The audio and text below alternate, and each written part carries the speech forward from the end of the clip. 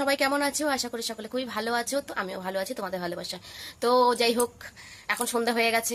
মানে time to time post করেছি, কিন্তু ঠিক মতন মানে অনলাইন ছিলাম না। একটু মানে টাইম মতো পোস্ট করে দিই, মানে যখন টাইম হচ্ছে তখন পোস্ট করে দিচ্ছি, পোস্ট করে বেরিয়ে আসছি। মানে এত ব্যস্ত, আর এই দুদিনও ঠিক মতন মানে অ্যাক্টিভ থাকতে পারিনি, তোমাদের কারো পরিবারে যেতে পারিনি। তো তোমরা কেউ কিছু মনে করো না।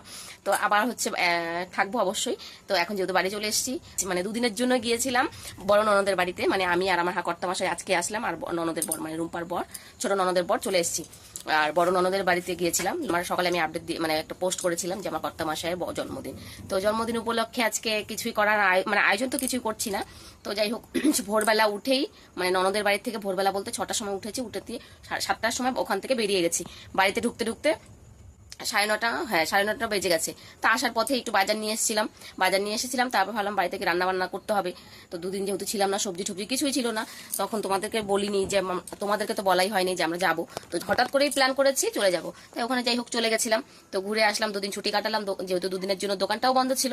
তো যাই হোক, আর বাড়িতে বাচ্চাগুলো নেই, একদমই ভালো লাগছে না, আমার সময়ই কাটতে চাচ্ছে না। মানে কি বলবো, ওরা না থাকলে না একদম ভালো লাগে না। বাড়িটা একদম ফাঁকা ফাঁকা মনে হচ্ছে কি আমাকে একদম খেয়ে ফেলবে। তো যাই হোক, বাড়িটা একদম মরুভূমি হয়ে গেছে। বাচ্চাগুলো না থাকলে না ভালো লাগে না, যখন চিৎকার করে আবার বকাবকি করি, মানে একটু দুষ্টুমি করি। যাই হোক, টুকলুটাও নেই, হিয়ামনিও নেই, একদমই ভালো লাগছে না। কি আর করার, কর্তামশাইয়ের জন্মদিন উপলক্ষে একটু পায়েস বসিয়েছি, ভেবেছিলাম রেস্টুরেন্টে যাবো, তাই যাই হোক আর ইচ্ছে করছে না। দুপুরবেলা এত ঝামেলা, মানে সকালবেলা আর কি, যখন বাজার নিয়ে এসেছিলাম চিতল মাছ। কর্তামশাই আবদার করেছেন যে চিতল মাছের মুইঠা খাবে। তো সেটা করতে তো অনেকটাই ঝামেলা, মানে অনেকটা সময় লাগে, তোমরা জানো।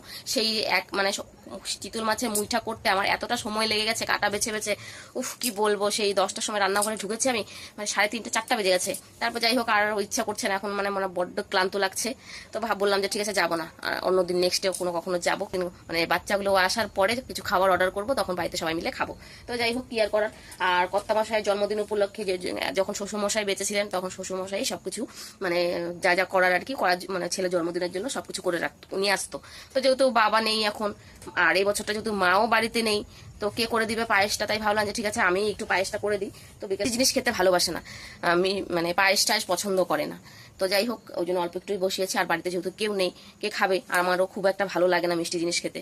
তো আমি আর করতাম মানে আমার বর আর হচ্ছে ছোট ননদের বর বাড়িতে আছি। তো এই তিনজনই খাওয়ার জন্য। তো যাই হোক, রান্না বান্না করলাম। তো এখন বসিয়েছি, বড় একটু বাজারে গেলো সবজি বাজার করতে, যেহেতু সকালবেলা সবজি বাজার করা হয়নি।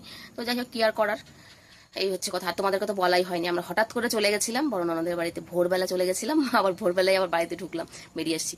তো ঠিক আছে, এখন আবার আগের মতন আপডেট মানে সবার পাশে থাকবো, সবার পরিবারে যাবো। তোমরা পাশে ততক্ষণ সবাই ভালো থেকো, সুস্থ থেকো। কি আর করবো, অনেকটা লম্বা বকবক করে ফেললাম, অনেকটা সময় কাটিয়ে ফেললাম বকবক করে।